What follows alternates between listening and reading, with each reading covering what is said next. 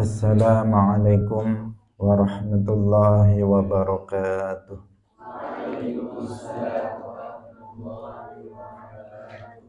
Alhamdulillahi rabbil alamin.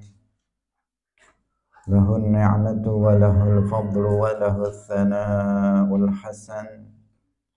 Wa salawatullahil barrir rahim wal malaikatil muqarrabin ala sayyidina wa maulana Muhammadin wa ala alihi wa ashabihi tayyibin at-tahirin.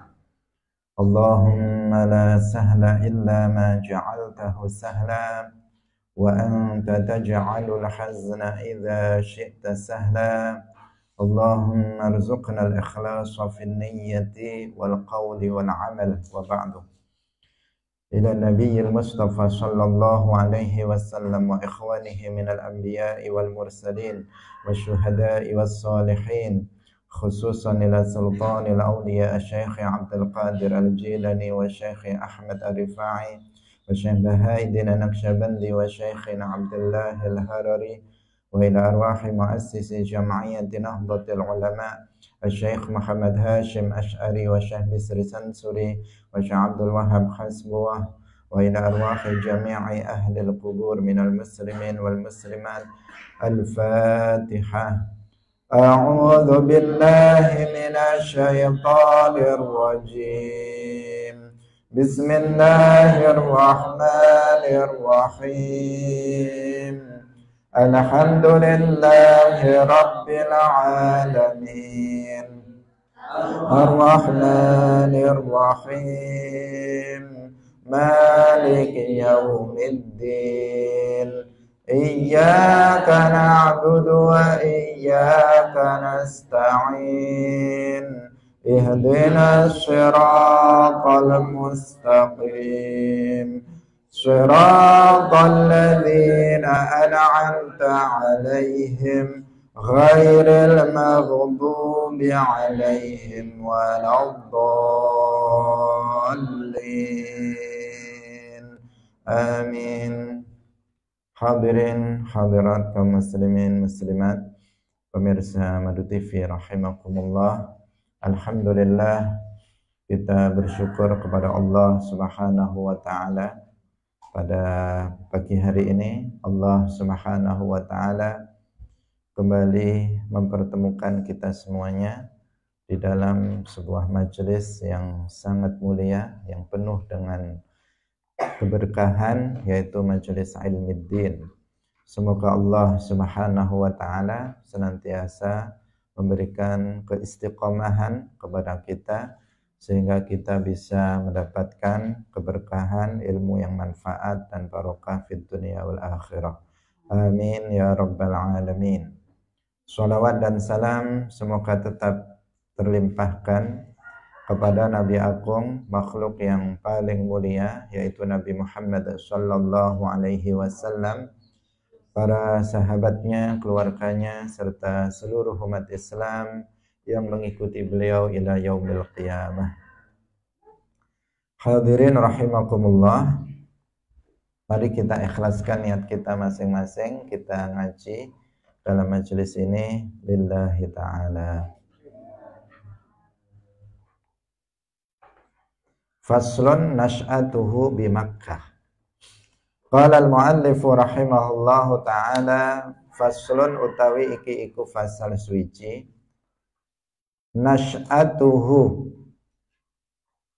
tumbuhe Kanjeng Nabi sallallahu alaihi wasallam bi Makkah, ing dalam tanah Makkah. Wa khurujuhu, lan metune Kanjeng Nabi ma'a ammihi, sartane pamane Kanjeng Nabi rupane Abi Thalib ila Syami maring Syam. Wa ziwajihi, lan nikahe Kanjeng Nabi, garwane Kanjeng Nabi bi Khadijata, kelawan Khadijah. Wa nasya'a, lan wis tumbuh sapa Rasulullah sallallahu alaihi wasallam yatiman halih wong kang yatim. yakfuluhu kang nanggung ing Rasulullah sapa jadduhu bae Rasulillah rupane Abdul Muttalib wa ba'dahu lan ing dalem sause Abdul Muttalib ammuhu lan iku sause Abdul Muttalib ammuhu utawi pamane Kanjeng Nabi rupane Abu Talib ibnu Abdul Muttalib wa tahharahu lan was nyuciaken ing Kanjeng Nabi sapa Allahu Gusti Allah azza wa jalla min danasil jahiliyati saking kotorane jahiliyah wa min kulli aibin lan saking saben-saben aib wa manahahu lan paring sapa Allah ing Kanjeng Nabi kulla khuluqin ing saben-saben akhlak jamilin kang bagus hatta lam yakun sehingga ora ana sapa Kanjeng Nabi iku ya'rafu dan kenal sapa Kanjeng Nabi baina qaumihi ing dalem antarane kaume Kanjeng Nabi illal amini kejaba wong kang terpercaya lima krana barang syahadu kang wis nekseni sapa kaum min amanatihi saking amanahe Kanjeng Nabi wa sidqi hadisihi lan jujure ucapane Kanjeng Nabi wa taharatihi lan sucine Kanjeng Nabi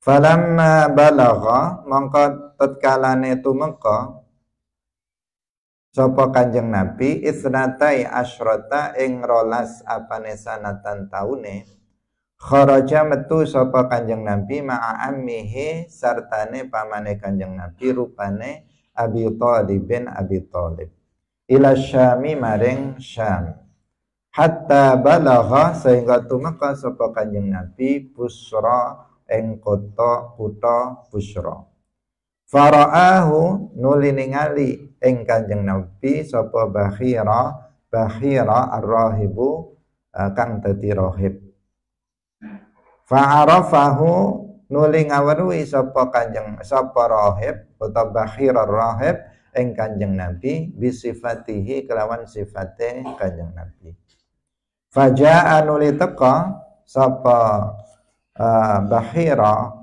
ar-rahib wa akhadha lan ngalap sapa Bakhira biyadihi kelawan tangane Kanjeng Nabi wa qala lan dawuh lan ngucap sapa Bakhira hadza utawi iki iku sayyidul alamin pemimpine wong alam kabeh hadza utawi iki iku rasulur rabbil alamin utusane zat kang mengerani alam kabeh hadza utawi iki iku ya ba'atsuhu ngutus ing hadza sapa Allahu Gusti Allah rahmatan lawan dadi rahmat lil alamina maring alam kabeh faqila mongko den ucapaken lahu maring Bakhira wama lan iku apa ilmuka utawi pengetahuan sira bidzalika kelawan sira qala ngucap sapa Bakhira innakum satemene sira kabeh khina aqbaltum tatkalane teka sapa sira kabeh minal aqabati saking aqabah lam yabqa ora tersisa ora tetep apa syajaratun wit wala hajarun lan ora watu illa kharra sajidan kejaba deple halih sujud wala yasjuduna lan ora sujud apa syajarah lan hajar illa linabiyin kejaba maring nabi wa inna lan satemene kita iku najiduhu nemu sapa kita ing sifate nabi fi kutubina ing dalam kitab-kitab kita wa sa'alalan jaluk sapa Bakhira Aba Talibin ing Abi Talib, faraddahu nuli balekaken sapa Abu Talib ing Kanjeng Nabi, khaufan krana wedi alaihi ing atase Kanjeng Nabi minal Yahudi saking wong Yahudi.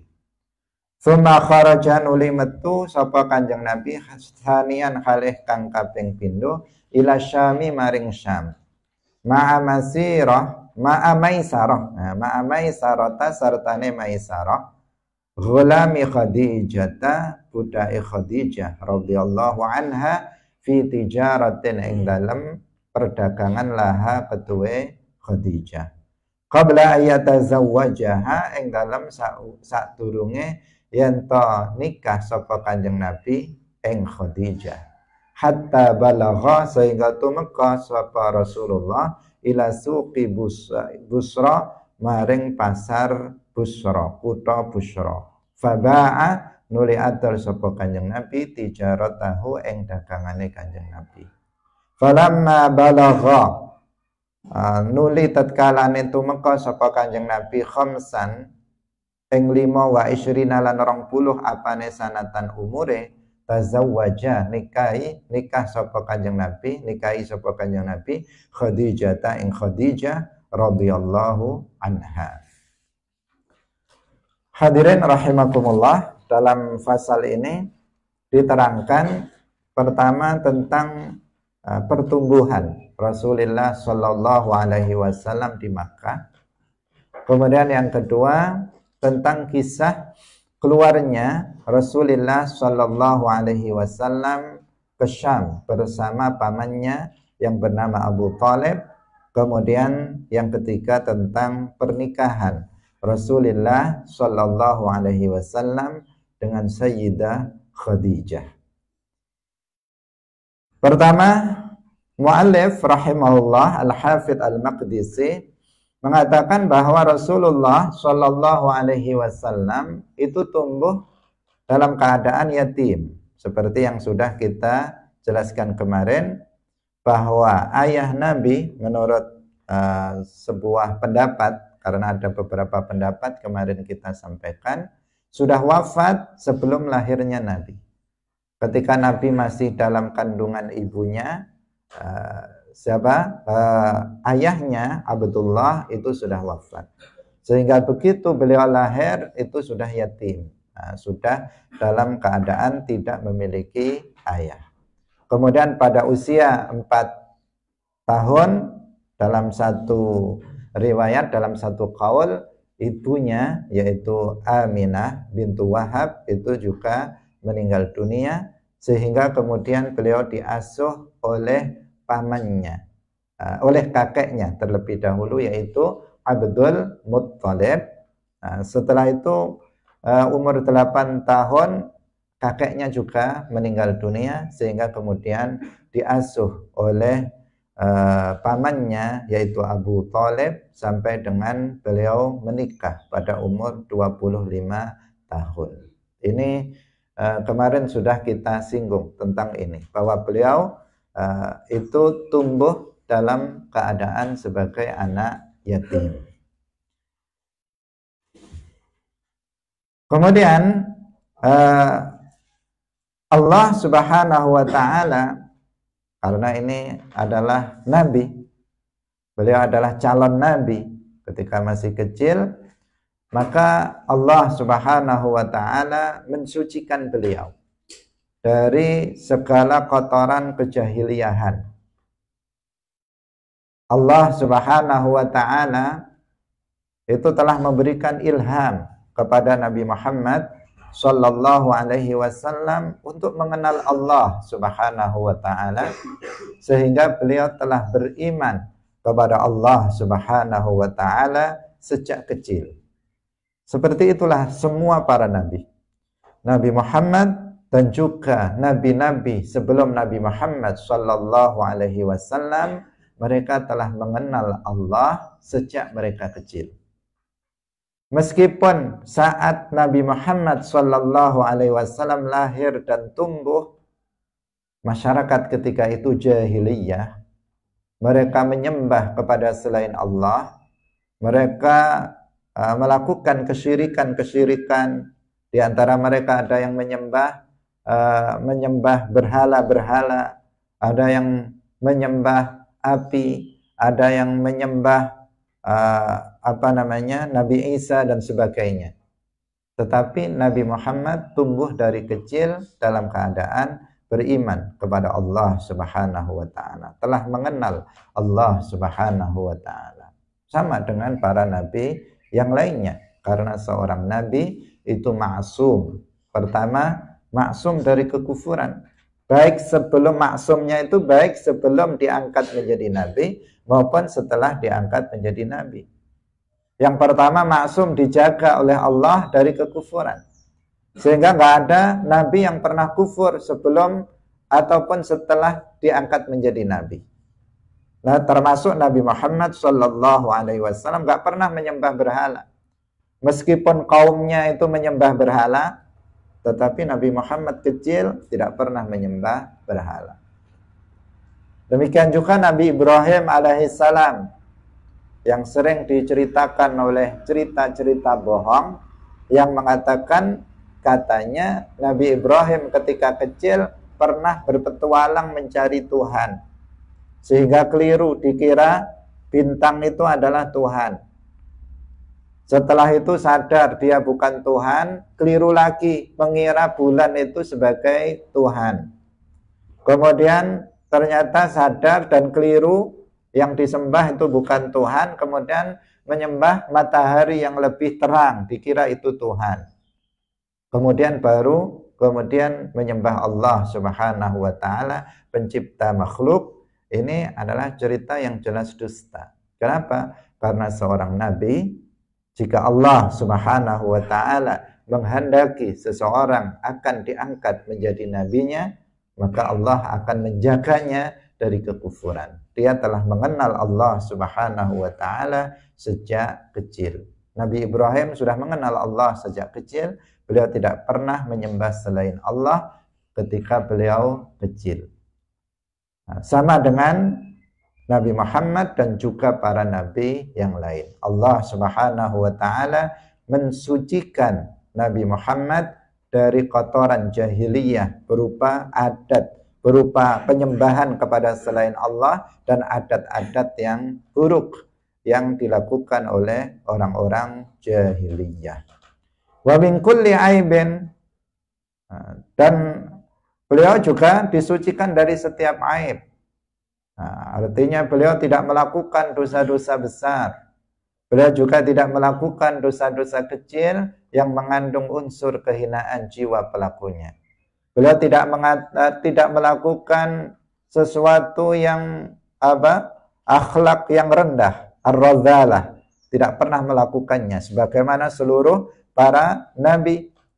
Beliau juga tidak pernah melakukan perbuatan yang safahah, perbuatan yang tidak ada hikmahnya, yang tidak ada manfaatnya. Beliau tidak pernah melakukan yang seperti itu sejak beliau kecil. Meskipun beliau hidup yatim, diasuh bukan oleh kedua orang tuanya langsung, tetapi beliau dijaga karena beliau adalah calon nabi.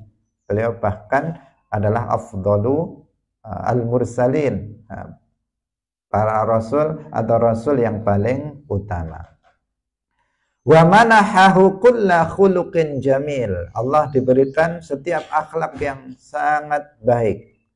Jadi beliau berakhlak dengan akhlak yang mulia sehingga beliau dikenal di kaumnya sebagai as-sadiqul amin.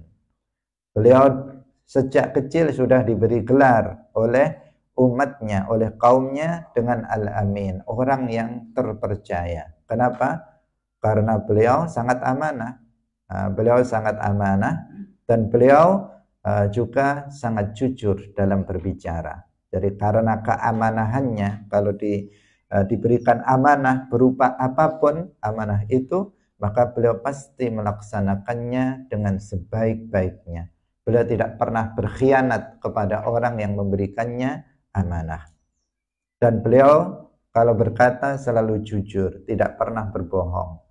Dan demikian juga seluruh para nabi tidak pernah berbohong.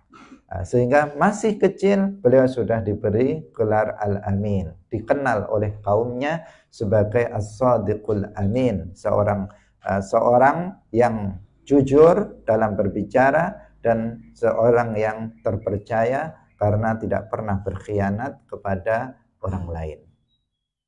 Itulah pertumbuhan Nabi ketika masih kecil sudah dikenal dengan sifat-sifat yang sangat baik tersebut. Hadirin rahimakumullah. Ini sekilas tentang bagaimana pertumbuhan Rasulullah Shallallahu Alaihi Wasallam di saat kecil. Dan seperti itulah kita hendaknya mendidik anak-anak kita dengan akhlak yang mulia, dengan selalu jujur dalam berbicara, selalu amanah dalam setiap perkara, untuk meneladani Rasulullah Shallallahu Alaihi Wasallam. Kemudian setelah beliau berumur 12 tahun, ketika Rasulullah telah berumur 12 tahun, tadi sejak umur 8 tahun beliau sudah diasuh oleh pamannya Abu Thalib setelah kakeknya Abdul Muttalib wafat. Di usia 12 tahun, berarti masih kecil. 12 tahun, sama dengan Sobri, 12 tahun.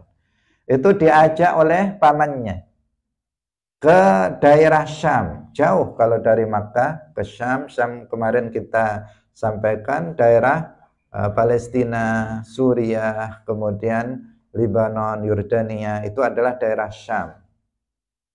Nah, Nabi Muhammad kecil itu diajak oleh pamannya untuk pergi ke daerah Syam untuk dalam rangka berdagang ke sana. Ketika sampai di Busra, Busra itu sebuah kota, sebuah kota yang sekarang itu masuk di daerah Suriah, masuk di daerah Syria atau Suriah sekarang, kota Busra. Ini kota yang dulu kota besar, ya, kota besar. Kalau sekarang kota besarnya di Suriah yang terbesar adalah Damaskus. Ini di kota Busra.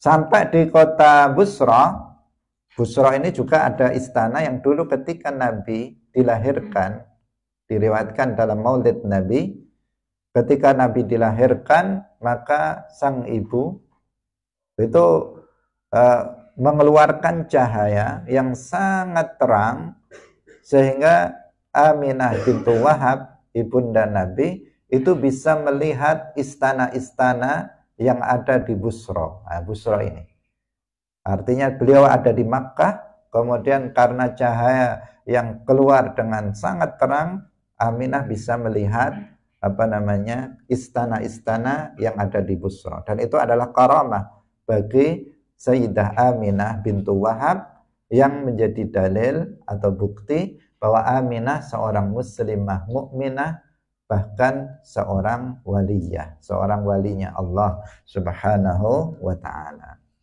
Nah, ketika sampai di Busra, kota Busra ini, ada seorang rahib, semacam pendeta namanya Bahira. Bahira ini pengikut Nabi Isa alaihissalam yang beragama Nasrani. Tentang apakah beliau atau Bahira ini masih menyembah Allah atau menyembah selain Allah, ini ada khilaf di antara para ulama. Tapi zahirnya kalau dilihat dari kisah ini, sepertinya dia termasuk orang Nasrani yang masih beriman kepada Allah Subhanahu wa ta'ala secara zahir. Nah, tetapi enggak ada yang mengetahui hakikat yang sebenarnya dari Bahira ini, karena ini kan masa ketika Nabi masih kecil. Bahira ar-rahib melihat Nabi Muhammad yang masih kecil itu. Kemudian dia mengetahui, oh, ini adalah Nabi akhir zaman. Dengan melihat sifat-sifat Rasulullah Shallallahu Alaihi Wasallam yang masih kecil. Tadi umurnya berapa? 12 tahun. Tapi Bahira Ar-Rahib melalui sifat-sifat dan tanda-tanda yang ada pada anak ini, Bahira mengetahui bahwa ini nanti akan jadi nabi, ya, nabi akhir zaman. Sehingga Bahira kemudian mendekati Nabi Muhammad, memegang tangannya, kemudian mengatakan, hadza sayyidul alamin. Bocah ini, anak kecil ini adalah akan menjadi pemimpin dari alam semesta ini. Hadza rasulu rabbil alamin. Anak kecil ini nanti yang akan menjadi rasul, utusan dari Allah, Tuhan semesta alam. Hadza yab'atsuhu rahmatan lil alamin. Anak ini nanti yang akan diutus sebagai rahmat bagi alam semesta ini. Itu yang dikatakan oleh Bahira kepada Rasulullah Shallallahu Alaihi Wasallam. Nah, Nabi Muhammad Shallallahu Alaihi Wasallam dikatakan beliau adalah Sayyidul Alamin. Tadi katakan rahmatan lil alamin, karena Nabi Muhammad Shallallahu Alaihi Wasallam itu tidak diutus hanya untuk kaumnya saja. Beliau tidak diutus hanya untuk orang Quraisy. Beliau juga tidak diutus hanya untuk orang Arab saja. Tetapi beliau diutus untuk seluruh manusia. Bahkan bukan hanya diutus untuk seluruh manusia, tetapi juga untuk seluruh jin. Lil alamin artinya li jami'il insi wal jin. Beliau diutus untuk semua manusia dan jin. Ini perbedaan antara Nabi Muhammad Sallallahu Alaihi Wasallam dengan nabi-nabi sebelumnya. Beliau bersabda, kana nabiyyu yub'atsu ila qaumihi wa bu'itsu ila nasi kaffatan. Dahulu seorang nabi itu diutus untuk kaumnya. Mereka berdakwah pada kaumnya sendiri-sendiri. Sedangkan aku, kata Nabi, itu diutus untuk seluruh manusia, bahkan juga untuk seluruh jin. Bahkan sebagian ulama ada yang mengatakan juga diutus untuk seluruh malaikat isyrafan, sebagai pengagungan, tasyrifan li Rasulillah Sallallahu Alaihi Wasallam. Bukan karena para malaikat membutuhkan tabsyir wal inzar, tetapi sebagai pemuliaan terhadap Rasulullah Sallallahu Alaihi Wasallam. Hadirin rahimakumullah, bagaimana Bahira Ar-Rahib itu bisa mengetahui kalau Muhammad itu adalah akan menjadi nabi, bahwa Muhammad itu adalah Sayyidul Alamin, bahwa Muhammad itu adalah Rasulul Rabbil Alamin, bahwa Muhammad itu adalah akan diutus oleh Allah sebagai rahmah bagi alam semesta. Bagaimana Bahira Ar-Rahib bisa mengetahui itu? Apa tanda-tanda yang dilihat oleh Bahira Ar-Rahib sehingga kemudian bisa mengenali bahwa Muhammad adalah nabi akhir zaman? Dari mana? Faqila lahu wa ma ilmuka bidzalika qala innakum hina aqbaltum minal aqabati lam yabqa syajaratun wala hajarun illa kharra sajidan wala yasjuduna illa linabiyyin wa inna najiduhu fi kutubina. Jadi ternyata Bahira dengan kehendak Allah Subhanahu wa taala, Bahira Ar-Rahib itu melihat bahwa ketika Abu Talib bersama Muhammad kecil yang masih berumur 12 tahun itu datang, Bahira melihat pohon-pohon pada sujud kepadanya. Pohon-pohon itu pada sujud kepadanya. Kemudian batu juga pada sujud kepadanya. Sebagian ulama mengatakan memang sujud betulan.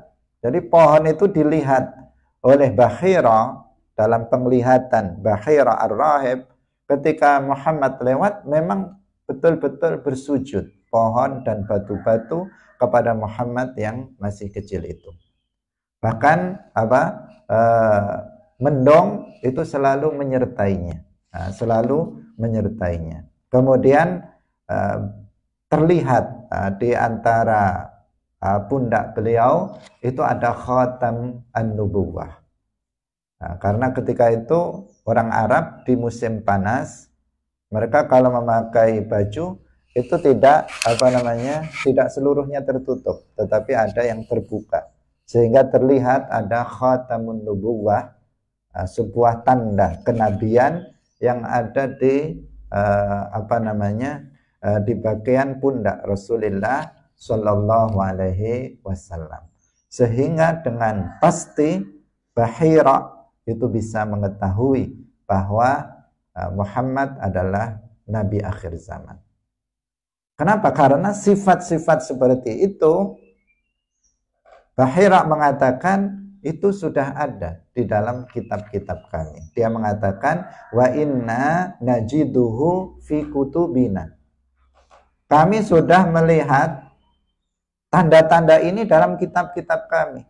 Artinya dalam kitab Taurat, dalam kitab Injil yang asliyah itu sudah tertulis sifat-sifat Nabi akhir zaman. Bahira sudah membacanya, dan Bahira mengetahui Muhammad itu memiliki sifat-sifat tersebut persis dengan apa yang tertulis dalam kitab yang di kitab Injil ataupun Taurat yang dibaca oleh Bahira Ar-Rahib. Nah, sehingga tahu, oh ini kok sama ini dengan sifat-sifat yang dibacanya dalam kitab Injil dan Taurat.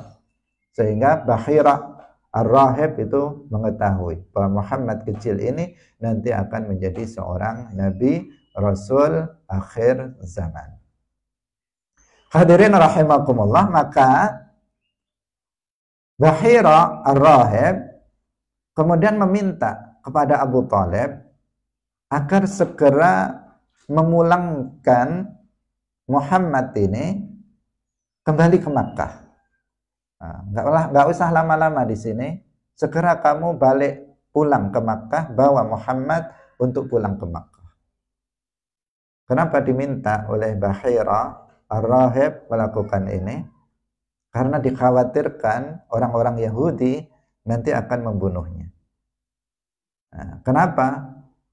Karena orang-orang Yahudi juga membaca kitab Injil, kitab Taurat. Orang-orang Yahudi mereka membaca kitab Taurat dan melihat tanda-tanda Nabi akhir zaman.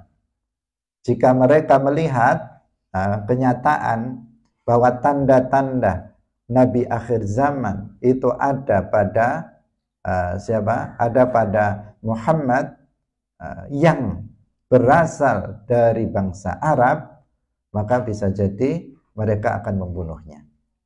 Kenapa? Karena orang-orang Yahudi ini orang-orang yang selama ini menunggu-nunggu datangnya Nabi akhir zaman. Jadi orang yang paling menunggu datangnya akhir zaman itu adalah orang-orang Yahudi.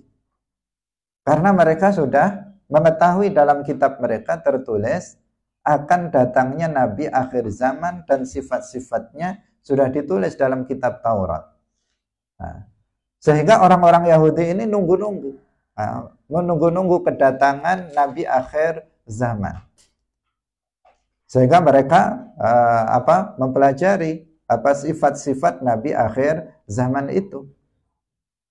Nah, kalau kemudian tapi mereka itu beranggapan orang-orang Bani Israel, orang-orang Yahudi itu beranggapan bahwa Nabi akhir zaman itu berasal dari Bani Israel. Itu anggapan mereka. Anggapan mereka selama ini, mereka beranggapan bahwa Nabi akhir zaman nanti juga akan berasal dari Bani Israel. Sebagaimana nabi-nabi sebelumnya, itu hampir semuanya berasal dari Bani Israel setelah pasca Nabi Yakub, kemudian Yakub itu Israel, putranya, kemudian putra Nabi Ibrahim, dari Ishak itu kemudian banyak sekali ribuan yang diangkat menjadi nabi, termasuk Nabi Isa alaihissalam. Di sini orang-orang Banu Israel juga beranggapan Nabi akhir zaman nanti pasti berasal juga dari Bani Israel. Sehingga kalau nanti mereka melihat kenyataan, fakta bahwa Nabi akhir zaman itu bukan berasal dari Bani Israel, tetapi berasal dari bangsa Arab, bukan dari Bani Israel, maksudnya bukan dari Bani Israel. Dan apabila mereka mengetahui kenyataan ternyata Nabi akhir zaman itu berasal dari keturunan Ismail, bukan dari Ishak, maka mereka nggak akan terima. Dan terbukti ketika Nabi Muhammad diutus menjadi seorang nabi, pertama kali yang mengingkari kenabian Nabi Muhammad adalah orang-orang Yahudi. Kenapa? Karena mereka nggak terima. Mereka tahu Muhammad itu adalah nabi akhir zaman. Bukannya nggak tahu, mereka tahu. Kenapa tahu? Sifat-sifatnya ada dalam kitab Taurat. Sifat-sifatnya ada dalam kitab Taurat. Mereka tahu Muhammad sebagai Rasulullah, Nabi akhir zaman. Tetapi karena gengsinya, mereka tidak rela, tidak ridha dengan apa yang diketahuinya, sehingga mereka tidak beriktikad bahwa Muhammad itu Rasulullah. Mereka mengingkari kerasulan Nabi Muhammad sallallahu alaihi wasallam.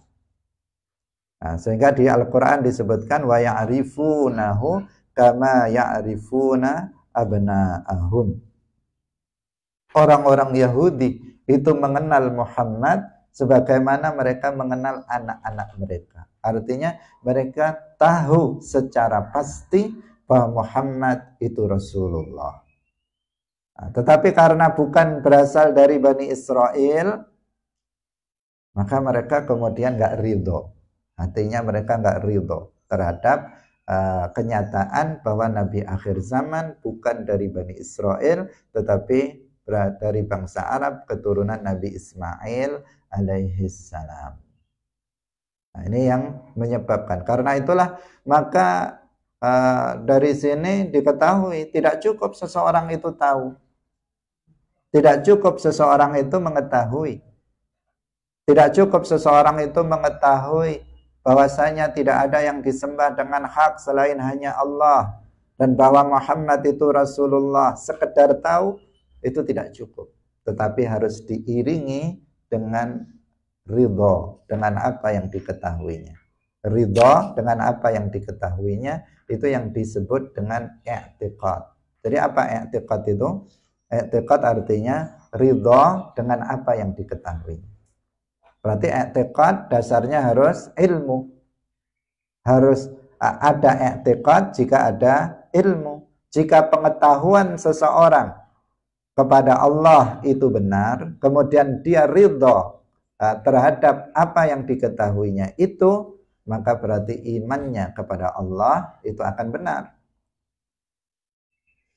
Jika pengetahuan seseorang kepada Rasulullah itu benar, kemudian dia ridho dengan apa yang diketahuinya tersebut, maka berarti i'tiqadnya, imannya kepada Nabi itu benar.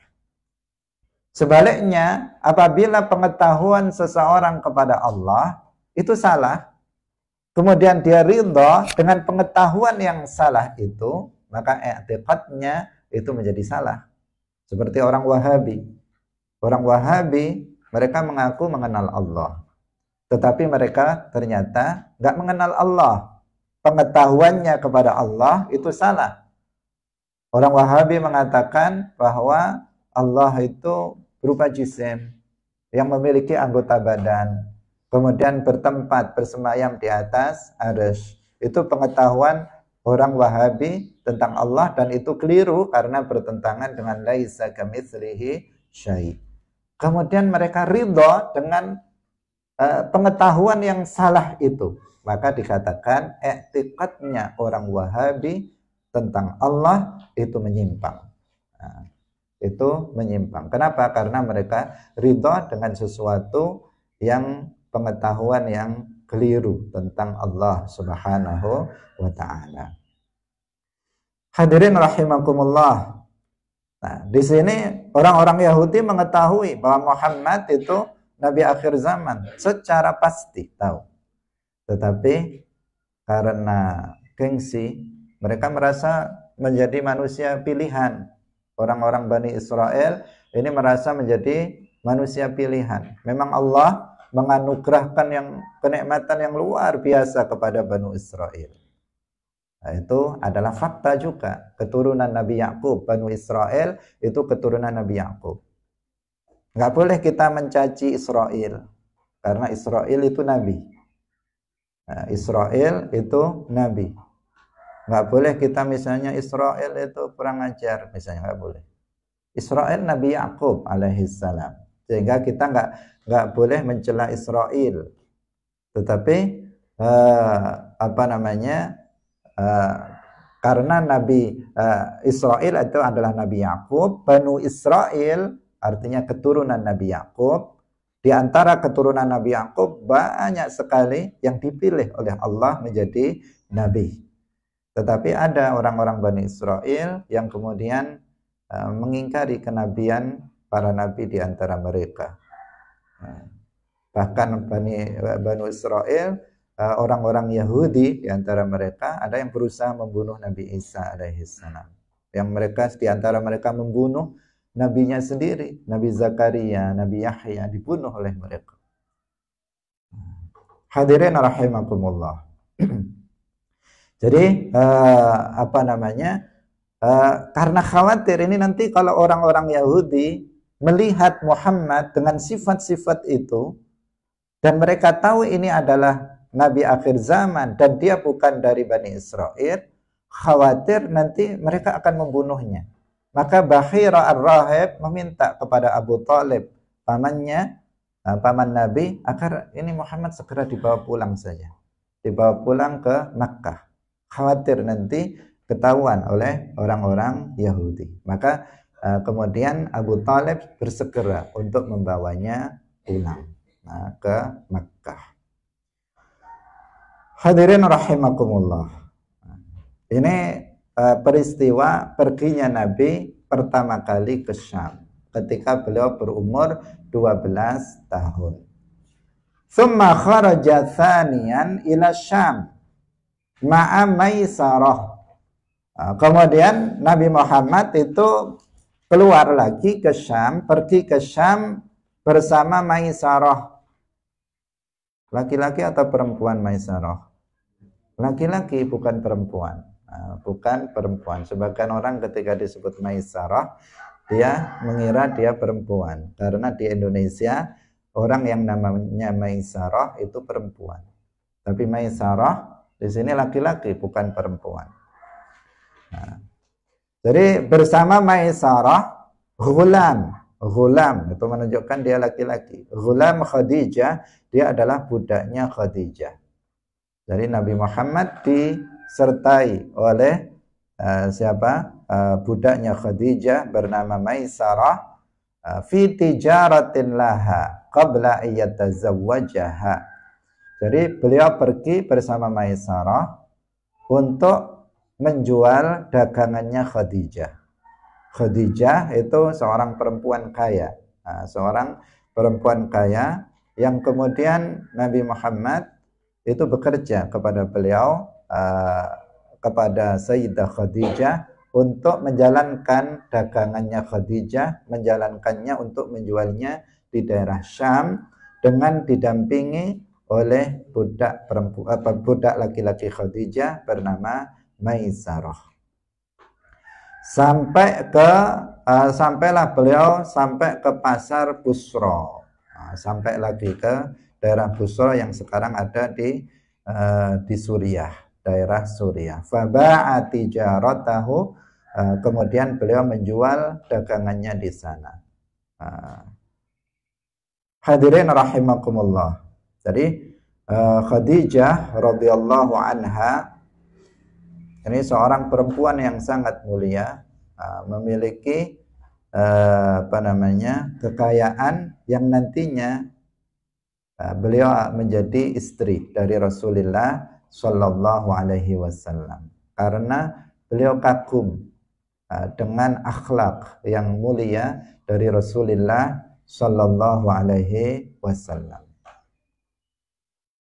Karena Maisarah yang melihat, menceritakan itu tentang akhlak Nabi kepada Khadijah. Bagaimana amanahnya, bagaimana kejujurannya. Dengan berkat kejujuran, keamanahannya, beliau dalam berdagang mendapatkan keuntungan yang sangat besar, Bukan dengan cara menipu seperti yang dilakukan oleh kebanyakan para pedagang pada masa sekarang dan masa-masa sebelumnya. Banyak para pedagang itu yang dalam rangka mencari keuntungan, mereka melakukan aksi tipu-tipu kepada orang. Tujuannya meraup keuntungan sebanyak-banyaknya. Tetapi Rasulullah Shallallahu Alaihi Wasallam tidak melakukan itu, dan justru dengan kejujuran dan keamanahan yang beliau miliki, beliau mendapatkan simpati dan dagangan beliau itu mendapatkan keuntungan yang sangat besar. Nah, melihat dan juga tanda-tanda yang lainnya yang menunjukkan bahwa ini memang Nabi yang akan menjadi seorang Nabi di akhir zaman. Selalu ada tanda-tanda itu, dan Maisarah yang mengikuti perjalanan Nabi itu mengetahui hal itu. Misalnya mendung selalu menyertainya sehingga nggak pernah kepanasan. Ketika berjalan maka di atasnya awan itu menutupinya, membayanginya, sehingga beliau tidak kepanasan, dan seterusnya. Tanda-tanda irhas itu yang sangat banyak yang dilihat oleh Maisarah. Hadirin rahimakumullah, sehingga ketika Rasulullah berumur 25 tahun, beliau menikah dengan Khadijah. Jadi Khadijah radhiyallahu anha itu menginginkan Muhammad sebagai suaminya, dan Nabi Muhammad kemudian juga menghendaki itu. Dan ini ketika itu Nabi Muhammad umurnya 25, sementara Khadijah itu umurnya sudah 40 tahun dan seorang janda. Dan ini bukan sebuah aib. Ini bukan sebuah aib. Ini bukan sebuah aib, sekali lagi, karena sebagian orang kalau di masa sekarang ini misalnya mungkin sudah dicela oleh banyak orang. Ini masih muda, tampan, menikah dengan janda umur 40 tahun lagi. Bukan menikah dengan yang gadis yang yang masih muda, tidak. Tetapi menikah dengan seorang janda umur 40 tahun. Nah, sekali lagi itu bukan aib. Pada masa itu bukan sesuatu yang tercela, sama sekali tidak. Sama sekali tidak merupakan aib. Dan itu juga salah satu bukti bahwa Nabi Muhammad Shallallahu Alaihi Wasallam qalbuhu ghairu muta'alliq bin nisa. Hatinya itu tidak tidak terikat dengan perempuan. Meskipun Nabi setelah wafatnya Khadijah banyak memiliki istri, itu bukan karena nafsu, bukan karena syahwat, tetapi murni karena dakwah, karena untuk kepentingan dakwah Islam. Itu Nabi Muhammad Shallallahu Alaihi Wasallam, dan banyak sekali bukti-bukti yang menunjukkan hal tersebut. Karena orang-orang yang tidak senang dengan Islam banyak yang menfitnah Nabi Muhammad Shallallahu Alaihi Wasallam sebagai seorang laki-laki yang hatinya yang dipikirkan hanya hanya urusan perempuan, dan kemudian penuh dengan syahwat terhadap perempuan dan seterusnya. Itu tuduhan orang di luar Islam terhadap Nabi Muhammad Shallallahu Alaihi Wasallam. Padahal bukti-bukti menyatakan yang sebaliknya. Meskipun Nabi Muhammad Shallallahu Alaihi Wasallam itu mengetahui dalam beberapa hadisnya menikahi seorang gadis itu lebih menyenangkan dibandingkan menikahi seorang janda, itu disampaikan sendiri, sehingga para ulama dalam kitab-kitab fikih mengatakan bahwa sunnah hukumnya menikahi seorang gadis bukan seorang janda, karena Rasulullah memerintahkannya. Kata beliau, nikahilah gadis karena lebih menyenangkan. Tetapi ternyata Nabi Muhammad semua istrinya janda kecuali satu saja, yaitu Sayyidah Aisyah radhiyallahu anha.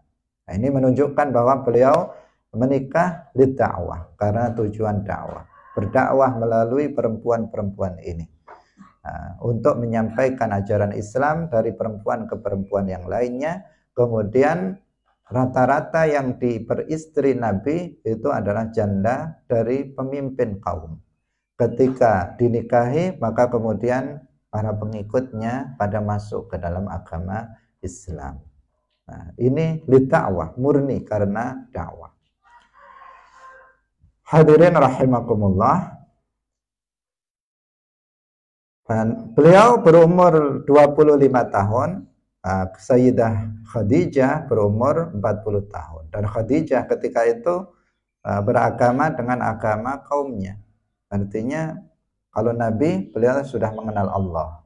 Tapi kalau Khadijah itu belum masuk Islam. Beliau beragama dengan agama kaumnya. Nah, karena ketika itu dan sebelumnya Nabi Muhammad kan belum diutus jadi Nabi Muhammad dan belum membawa syariat yang mengharamkan seorang laki-laki menikahi seorang musyrikah. Belum ada syariat seperti itu di masa itu. Sehingga Nabi Muhammad itu menikahi Khadijah yang dia seperti kaumnya, yaitu yang musyrikah, belum masuk Islam. Meskipun kemudian dalam kisah selanjutnya yang nanti akan kita baca, Khadijah itu awwalu mra'atin aslamat. Orang perempuan pertama yang masuk Islam nanti adalah Khadijah. Tapi ketika dinikahi oleh Nabi, karena Nabi Muhammad jadi Nabi umur berapa? Umur 40 tahun. Nabi menikahi Khadijah umur berapa? 25 tahun. Artinya banyak tahun Rasulullah itu menikah dengan Khadijah, dan Khadijah itu beragama dengan agama kaumnya. Artinya seperti halnya kaum yang lainnya tidak mengenal Allah Subhanahu wa taala. Dan itu sesuatu yang boleh kalau pada hari ini, pada saat ini setelah diutusnya Rasulullah Shallallahu Alaihi Wasallam, nggak boleh seorang Muslim menikahi musyrikah. Kalau menikahi ahlul kitab, al-Yahud wan Nasara dengan ketentuan-ketentuan tertentu boleh, tetapi kalau musyrikah nggak boleh. Tapi di masa itu belum ada syariat itu. Nabi Muhammad menikahi Khadijah yang beragama dengan agama kaumnya. Dan Nabi sebelumnya juga ada yang kayak begitu. Misalnya Nabi Nuh alaihi salam, istrinya kafirah.